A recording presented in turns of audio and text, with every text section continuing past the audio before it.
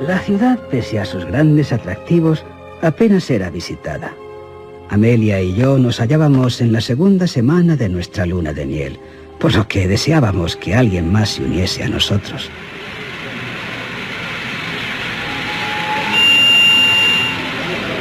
Fue cuando en la estación de Frankfurt conocimos a un norteamericano muy simpático, Elias P. Hutchison, que nos dijo: mi deseo es visitar la ciudad de Europe, pero viajar solo a un hombre activo le puede hundir en una melancólica locura. Sobre todo si es inteligente. Sé lo que pretende decirnos. Su insinuación está muy clara. Así que le sugiero que, si ello le agrada, se una a nosotros. Acepto encantado vuestra proposición.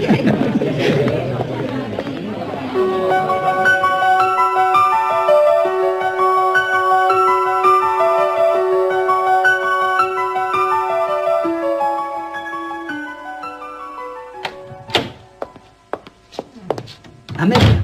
Sí, querido. En la estación no sé lo que acabaría pensando Hutchison de nosotros. ¿Nos mostramos ansiosos de no estar solos? No es un buen cumplido para nuestro matrimonio. Oh, no. Estoy segura de que le parecimos muy corteses. No te preocupes, querido. Y además... ¿Qué? Puede que así se acaben nuestras discusiones.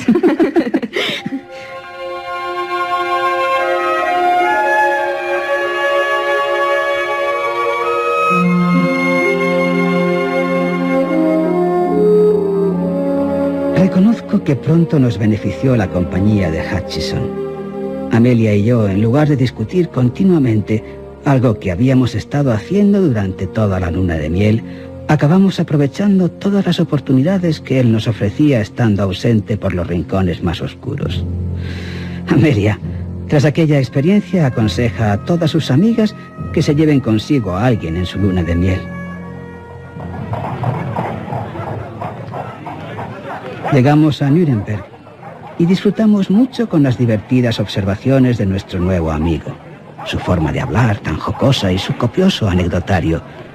Bien podría ser el protagonista de una novela. ¿Y ahora, cariño? Hemos recorrido casi toda la ciudad. Pero nos falta visitar el Burgo, lo más importante. Así que... ¡al Burgo! ¡Al Burgo!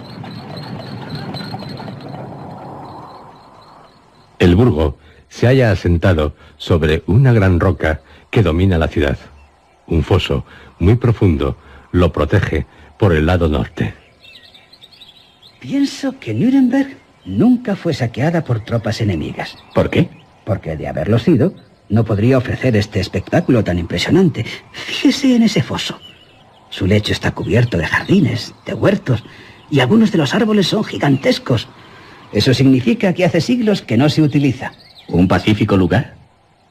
Mientras paseaban en torno a la muralla, disfrutaban de un cálido sol de julio, deteniéndose frecuentemente para admirar el paisaje que se extendía ante ellos, especialmente la gran llanura, con sus pueblos diseminados y todo como encerrado por una cadena de montañas azules, como si fuera un cuadro de Claude Lorrain, uno de los maestros del paisaje, pintor y grabador francés, conocido en España por Claudio de Lorena. Luego, sus miradas se volvían hacia la ciudad, con sus miriadas de tejas antiguas. Tejados rojizos, anchos, los edificios punteados con ventanas cerradas, piso a piso, evitando la entrada del sol. Y, un poco a la derecha... la Torre del Burgo. Pero más cerca de nosotros, ¿esa otra torre? La Torre de la Tortura. Oh, su aspecto es malévolo. Sí, querida, algo siniestro. Pero pese a ello, para muchos es el lugar más interesante de la ciudad. ¿Y para usted? Oh, pues... también, amigo mío, también. La verdad es que tengo deseos de visitarla. ¿Y yo? Bueno, sois ¿Unos perversos? No, solo curiosos. Pues yo también soy curiosa. Durante siglos, la Dama de Hierro de Nuremberg ha sido ejemplo de la crueldad de la que es capaz el hombre. Ellos estaban deseosos de conocer a la temida dama. La Torre de la Tortura, al fin, se alzaba tétricamente ante ellos. En uno de sus altos se inclinaron por encima del muro del foso, mirando hacia abajo.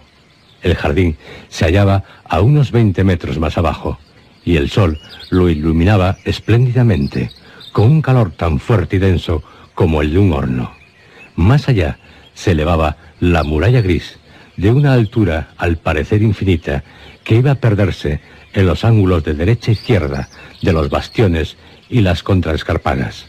Árboles y arbustos coronaban la muralla y más arriba se veían las casas inclinadas en cuya belleza el tiempo solo había puesto su mano aprobadora. El sol era caliente y nuestros amigos se sentían perezosos. Les sobraba el tiempo y por consiguiente allí se detuvieron, inclinados sobre el muro. De pronto divisaron abajo una magnífica imagen, una enorme gata negra estirada al sol, jugueteando plácidamente con su cría. La madre meneaba la cola para que el gatito pudiera jugar con ella y levantaba las patas, empujándole, como animándole a jugar más. Hutchison, a fin de ayudarles en sus juegos, se agachó y sacó del muro una piedra de considerable tamaño. Miren, voy a tirarle este pedrusco al gatito, y él y su madre se preguntarán de dónde ha venido. Tenga cuidado, no vaya a herirle. Es precioso. No tema, señora. Soy tan tierno como un cerezo del Maine. No sería capaz de herir a ese pobre gato, como no lo sería de molestar a un bebé en su cuna. Puede apostarse lo que quiera. No, tiraré la piedra bastante lejos, para que no caiga cerca de los gatos. Se inclinó un poco más, extendió el brazo en toda su longitud y arrojó la piedra. Es posible que la fuerza de atracción de la tierra tuviese la culpa de desviar el pedrusco, o probablemente el muro no fuera vertical, sino que se abombase en la base sin que ellos se dieran cuenta desde arriba. Pero lo cierto es que el guijarro cayó directamente encima de la cabeza del gatito, partiéndole el cráneo y saltándole los sesos. La gata levantó rápidamente la vista y todos vieron en ella sus ojos, como un fuego verdoso, fijos por un instante en Elías Hutchison. Dios mío. Luego, la gata volvió su atención al gatito, que estaba tendido, solo con un ligero estremecimiento de sus miembros, en tanto un fino reguero rojo iba manando de la espantosa herida. Con un maullido ahogado, como proferido por una garganta humana, la gata se inclinó sobre su cría, lamiendo su herida y gimiendo lamentablemente. De repente pareció haber comprendido que el gatito estaba muerto y volvió a levantar los ojos hacia nosotros. Jamás olvidaré aquella visión, porque la gata me pareció la perfecta encarnación del odio. Sus verdes ojos relucían con un fuego intenso y sus dientes blancos y afilados parecían brillar a través de la sangre que manaba de su boca y su bigote. De pronto enseñó las garras en toda su longitud. Luego saltó hacia el muro como queriendo llegar hasta nosotros. Pero al cesar el impulso volvió a caer, añadiendo con ello más horror a la escena, puesto que cayó encima del gatito muerto, y cuando se incorporó, la furiosa gata estaba medio cubierta por los sesos y la sangre de la cría. Amelia, mi mujer, estaba casi desmayada y me vi obligado a apartarla del muro. Había un banco a la sombra de un árbol y allí la senté para que recobrara la calma. Es horrible, horrible. Calma, querida, no podemos hacer nada. Ha sido... maldita sea, pero ocurrió. Con lo felices que eran. Me acerqué de nuevo a Hutchison, quien continuaba sin moverse, mirando a la gata y al gatito aplastado por la piedra. Esa gata es el animal más salvaje que he visto nunca. Exceptuando una mujer india que odiaba a muerte a un mestizo llamado Splinters, el destrozador. Se le llamaba así por el modo como mató al hijo de la India, al que se llevó en un asalto a un poblado para vengarse de la muerte de su madre, torturada en la hoguera. Fue algo estremecedor. La India tenía en su rostro la misma expresión que esa gata. Siguió a Splinters durante más de 3 años, hasta que al final los guerreros lo atraparon y se lo entregaron a la desgraciada madre. Aquellos afirmaron más tarde que ningún hombre, indio o blanco, había tenido una muerte más larga bajo las interminables torturas de los apaches. La única vez que la vi sonreír fue cuando lo mató. Me quedé en el campamento el tiempo suficiente para ver a Splinters y creo que tampoco lamentó morir. Era un tipo duro, Pero yo no le apreciaba mucho desde aquel asunto del niño. Y a pesar de tratarse de un blanco, pues aunque mestizo parecía blanco, hice que pagase todas sus culpas. Luego le arranqué un pedazo de piel con el que me confeccioné una cartera que todavía llevo encima. ¿Me deja usted? La gata volvió a intentar trepar por el muro. Retrocedía y volvía a avanzar a toda velocidad, llegando a veces a una altura increíble. No parecía importarle las caídas que sufría continuamente, sino que reemprendía la carrera con renovadas energías y en cada una su aspecto se tornaba más horrible. Hutchison era un hombre de buen corazón. Mi esposa y yo habíamos observado varios actos de bondad hacia los animales y los seres humanos y parecía muy preocupado ante el furioso ataque de la gata. Este animal está desesperado. Pobrecita. Y ha sido un accidente, solo un accidente. Pero no hay quien le devuelva a su hijo. No habría querido matarle nunca. Esto demuestra lo necio que puede ser un hombre que se pone a jugar. Sí, he sido un tonto al querer jugar con unos gatos. Espero que su esposa no esté demasiado enfadada conmigo a causa de este desdichado accidente. La verdad es que estoy muy arrepentido de mi imprudente acción. Se aproximó a Amelia. Lo siento, señora. Yo... Por favor, amigo Hutchison, yo sé que usted no quiso hacer daño al gatito. Desde luego que no. Solo quería darles a su padre y a él más diversión. Pero el resultado... Sé que ha sido un accidente. No es necesario que se disculpe. Volvimos los tres junto al muro y miramos hacia abajo. La gata se había retirado al otro lado del foso y estaba sentada sobre sus ancas, como dispuesta a saltar. Tan pronto como divisó a nuestro amigo, saltó en un ataque de furia inigualable que habría sido grotesco de no ser tan real.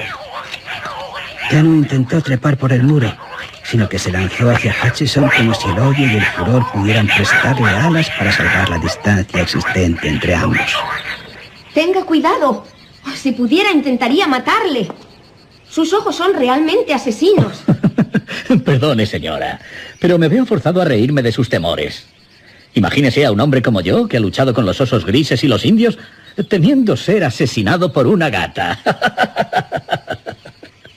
Cuando la gata le oyó reír, todo su aspecto cambió. Ya no trató de trepar o saltar por el muro, sino que volvió a sentarse junto al gatito muerto y empezó a lamerle y a acariciarle como si aún estuviese vivo. Ah, he aquí el efecto que produce un hombre fuerte. Incluso este animal, en medio de su cólera, reconoce la voz de un amo y se inclina ante él, como una india. Y continuamos nuestro paseo en torno al foso. De vez en cuando mirábamos por encima del muro y cada vez veíamos a la gata que nos iba siguiendo. Al principio iba retrocediendo en cada ocasión hacia el gatito muerto, hasta que al final lo agarró con los dientes y continuó siguiéndonos sin descanso. No obstante, poco después abandonó a su cría y nos seguía ella sola. Evidentemente había dejado el cadáver en alguna parte. Esa gata, amigo Hutchison, si pudiera alcanzarle... No tiene por qué angustiarse, señora. Estoy bien preparado. Llevo un revólver, así que... como esa gata intentase algo contra mí, le alojaría una bala en el cráneo. Pese al riesgo de que la policía se indisponga contra un ciudadano norteamericano por llevar armas en contra del reglamento. Volvió Hutchison a mirar por encima del muro, pero la gata, al verle, retrocedió hacia un cuadro de flores bastante altas, ocultándose a la vista. Ya veo que esa gata tiene más sentido común que muchos seres humanos. O sea que ya nos hemos librado de ella. Seguro que ahora correrá en busca del gatito y celebrará un funeral particular. Amelia calló. No quería que por una cortesía malentendida hacia ella, Hutchison disparase contra la gata. Por tanto, continuamos y cruzamos el pequeño puente de madera que conduce al portón, donde empieza el camino pavimentado que asciende entre el burgo y la tierra de las torturas. Al atravesar el puente vimos a la gata abajo. Al divisarnos, volvió a experimentar un acceso de rabia y efectuó frenéticos esfuerzos por encaramarse por el empinado muro. Adiós, pequeña. Lamento haber herido tus sentimientos, pero ya lo olvidarás con el tiempo. Adiós. Pasamos por la arcada larga y sombría y llegamos a las puertas del burgo.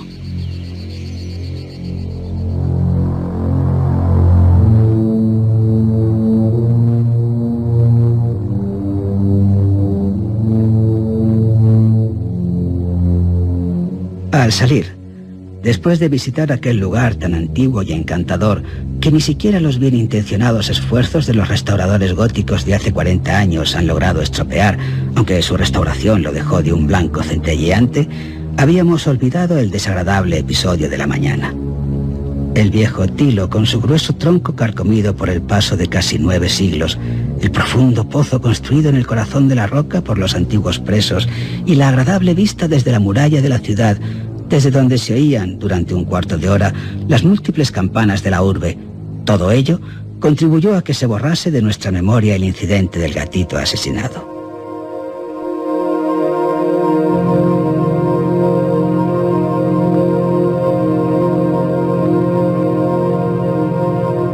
Aquella mañana fuimos los únicos visitantes de la Torre de las Torturas, o al menos eso nos dijo el guía, y por eso pudimos realizar una exploración más detallada y satisfactoria del lugar, cosa que en caso contrario no habría sido posible. El guía, que nos consideraba la única fuente de ingresos de aquel día, se mostró deseoso de complacer todos nuestros caprichos.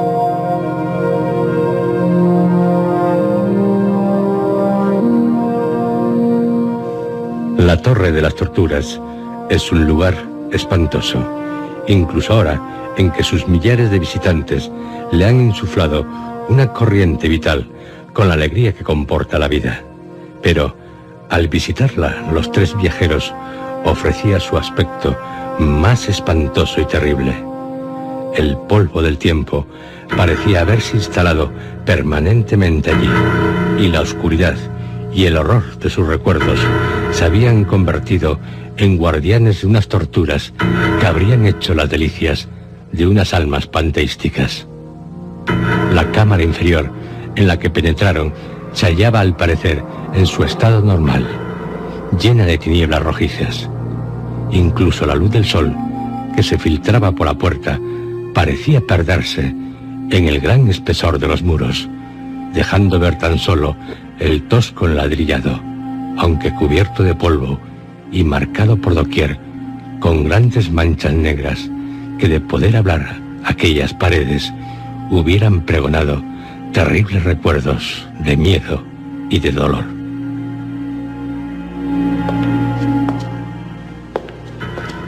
Cuando pasamos por la trampa abierta en un rincón de la cámara superior, Amelia se estrechó fuertemente contra mí. Pude sentir cómo latía su corazón. Debo confesar que no me sorprendió su temor, puesto que aquella estancia era mucho peor que la de abajo. Ciertamente tenía más luz, pero solo la suficiente para darse cuenta de la sordidez del lugar. Los forjadores de la torre habían intentado, evidentemente, que solo quienes llegasen a la cima pudieran gozar de la luz y de la grata perspectiva.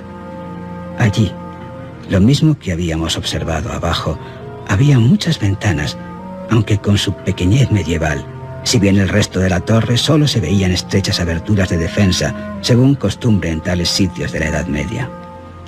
Algunas de tales aberturas iluminaban la cámara. Sin embargo, se hallaban situadas tan altas que era imposible distinguir el cielo a través de ellas. En una especie de estantes, en pleno desorden, había varios espadones de verdugo, unos enormes instrumentos de hojas anchas y afilados bordes. También podían verse algunos tajos donde se habían apoyado los cuellos de las víctimas, los cuales presentaban varias muescas en el lugar donde los aceros habían mordido la madera después de separar las cabezas de los troncos humanos. En torno a la cámara, colocados de manera irregular, había muchos instrumentos de tortura que daban náuseas. Sillas con pinchos que producían un dolor instantáneo e insoportable. Sillones y divanes con protuberancias, cuya tortura parecía menor, pero que al ser más lenta resultaba igual de eficaz. Otros, cintos, botas, guantes, collares, todo fabricado para ser comprimida a voluntad. Cestos de acero donde las cabezas de las víctimas podían ser reducidas a pulpa en caso de necesidad. Ganchos de verdugo con mangos largos y hojas que cortaban el cuello más resistente, y muchos otros aparatos destinados a la destrucción del hombre por el hombre. Amelia iba empalideciendo ante el horror de tales objetos, pero por fortuna no se desmayó, aunque sin darse cuenta se sentó en una silla de tortura. Y saltó, lanzando un alarido y perdiendo al momento toda su palidez. Ella y yo fingimos que el grito se debía a haberse ensuciado el vestido con el polvo de la silla y a causa de los pinchos que la habían rozado, y Hutchison aceptó la excusa con su habitual buen humor. Pero el objeto central de la cámara era el aparato llamado la Virgen de Hierro, que se erguía casi medio de aquel lugar. Es una tosca figura de mujer, en forma acampanada, o, para hacer una comparación más precisa, tiene la figura de la mujer de Noé en el arca, pero sin la esbeltez de su cintura, ni la perfecta rotundidad de las caderas que marcan el tipo estético de la familia Noé. Apenas puede reconocerse su figura humana, a no ser porque su fabricante le puso en la parte delantera un rudo semblante humano. Esta máquina estaba cubierta de moho y de polvo. Tenía por delante una cuerda atada a un aro, donde debiera estar la cintura, cuerda que movía una polea clavada a su vez en el pilar de madera que soportaba el techo. El guía, tirando de la cuerda, les enseñó cómo una sección de la parte delantera de la figura se hallaba unida como una puerta con bisagras a su lado. Luego observaron que aquel aparato era de considerable grosor y dejaba en su interior solo el espacio suficiente para un hombre. La puerta del mismo grosor y muy pesada. El guía tuvo que emplear toda su fuerza, ayudado por el arrastre de la polea, para abrirla. Aquel peso se debía, en parte, al hecho de que la puerta estaba colgada con el fin de arrojar su peso hacia abajo para que se cerrase sola al soltar la cuerda. Su interior estaba lleno de moho. No el moho que solo se forma con el tiempo, sino el moho cruel de las manchas de sangre que salpicaban las paredes. Solo cuando atisbamos en el interior de aquel artefacto monstruoso, comprendimos toda su intención diabólica. Allí dentro había varios pinchos, largos y macizos, anchos en su base y afilados por la punta, y dispuestos de tal manera que al cerrarse la puerta, los de arriba debían horadar los ojos de la víctima, y los más inferiores, el corazón y otros órganos vitales. Aquello fue demasiado para Amelia, que se desmayó por completo, y tuve que llevarla hacia la escalera y dejarla en un banco del exterior de la torre hasta que se recobró. De la impresión recibida es buena señal el hecho de que mi hijo mayor, fruto de aquel viaje, lleva una marca de nacimiento en el pecho que por consenso familiar se acepta como la representación de la Virgen de Hierro de Nuremberg. Cuando regresamos a la cámara, hallamos a Hutchison admirando aún la Virgen de Hierro. Evidentemente había estado filosofando, y al vernos dio rienda suelta a su exordio. Bien. Creo que he aprendido algo mientras la señora estaba desmayada. Opino que en la actualidad estamos muy atrasados en materia de torturas. Sí, los indios de las praderas pueden enseñarnos muchos trucos, pero la justicia medieval les aventajaba.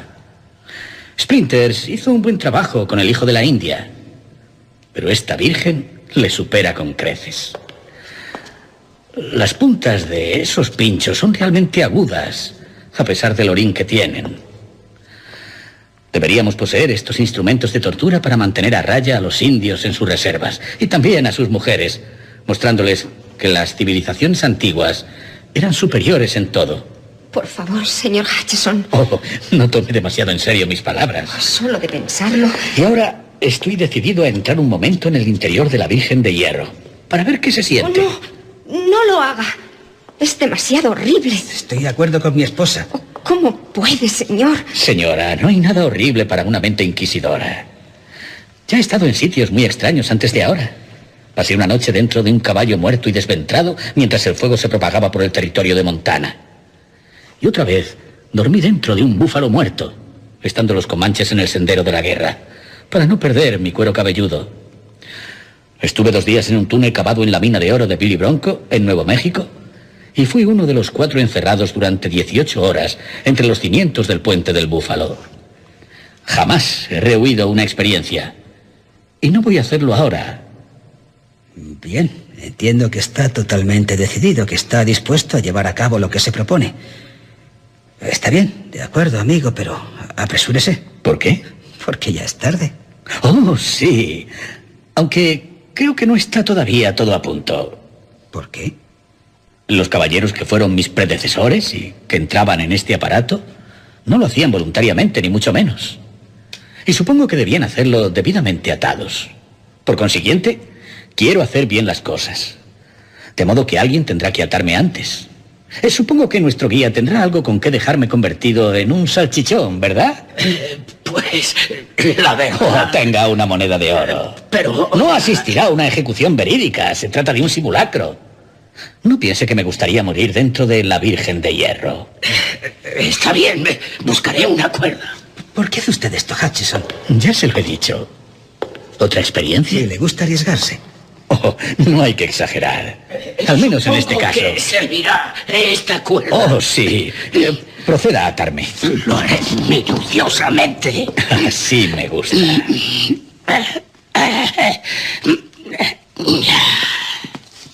Cuando el guía hubo atado la parte superior del cuerpo, Hutchison le detuvo. Un momento. Creo que peso demasiado para que usted pueda meterme en brazos ahí dentro. Primero entraré y después podrá atarme las piernas. El interior de la Virgen de Hierro apenas bastaba para contenerle. Sin embargo, se introdujo sin tropiezos. Amelia mostraba en sus ojos el temor más absoluto, aunque por lo visto no se atrevía a intervenir. Luego el guía completó su tarea atando los pies del norteamericano, de modo que éste quedó totalmente indefenso e inmóvil en su voluntario encierro. En realidad parecía gozar mucho con aquella situación, y la incipiente sonrisa, tan habitual en su rostro, se convirtió en una mueca de auténtico júbilo. Aquí dentro creo que Eva fue hecha de la costilla de un enano. No hay sitio para que pueda moverse un ciudadano de los Estados Unidos. En nuestro territorio de Idaho hacemos más grandes los ataúdes. Bien, guía, empiece a bajar la puerta. ¿Que baje la puerta? Deseo experimentar el mismo placer que aquellos que vieron atravesados sus ojos por esos horribles pinchos. ¿Placer? Oh, no. Es demasiado espantoso. No lo soporto. No puedo. Por favor. Oiga, amigo, ¿por qué no se va a dar una vuelta con su esposa? Señor Hutchison. No quisiera herir sus sentimientos por nada del mundo.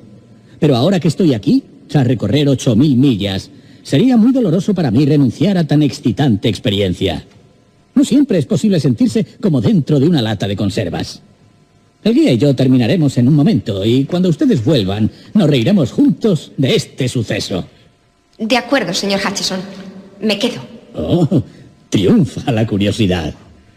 Amelia prefirió quedarse asida fuertemente a mi brazo y temblando, mientras el guía empezaba a soltar centímetro a centímetro la cuerda que sostenía la puerta de hierro.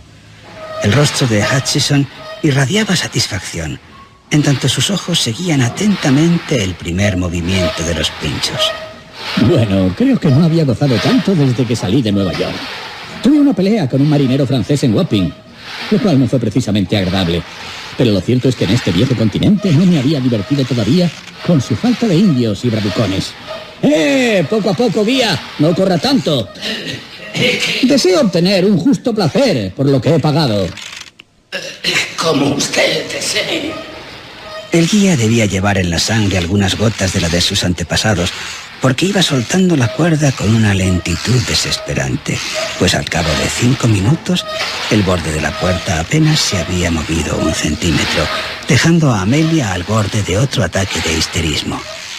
Vi cómo empalidecían sus labios y sentí su presión acentuarse en mi brazo. Miré un momento a mi alrededor en busca de un banco donde sentarla, y cuando la miré de nuevo, vi que tenía los ojos fijos en la Virgen de Hierro.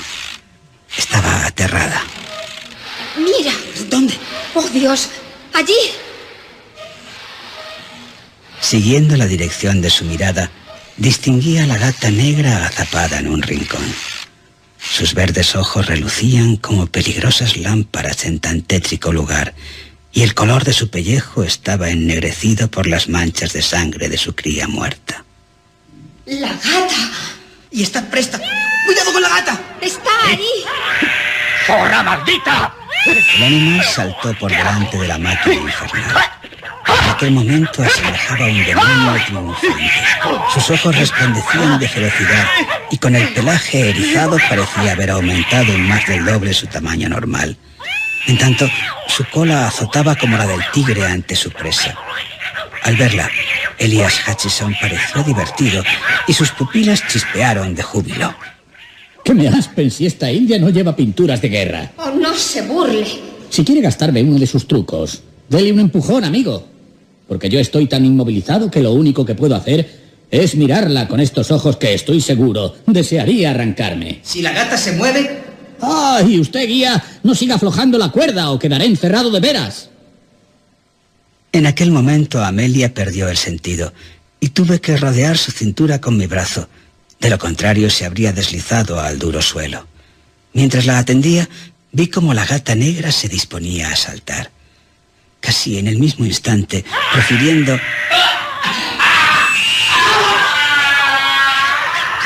una especie de alarido agónico, se abalanzó no contra Hutchison como yo esperaba, sino contra el rostro del guía. Sus zarpas parecieron arañar tan salvajemente como se ve en los grabados chinos del dragón rampante, y una de ellas rozó terriblemente un ojo del pobre hombre, arañándole también en la mejilla, donde dejó una herida rojiza a causa de la sangre que manaba de todas las verillas.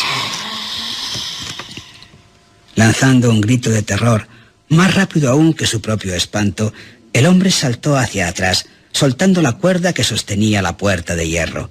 Yo salté a mi vez, pero fue demasiado tarde, porque la cuerda se deslizó como un relámpago a través de la polea y la pesada puerta se cerró, impulsada por su propio peso. Al cerrarse, vislumbré en una fracción de segundo el rostro de nuestro desdichado compañero de viaje. Parecía petrificado de horror. Sus ojos miraban con una angustia horrible como deslumbrados, y de sus labios no salió ningún sonido. Los pinchos habían hecho su trabajo. Por suerte, el fin fue rápido.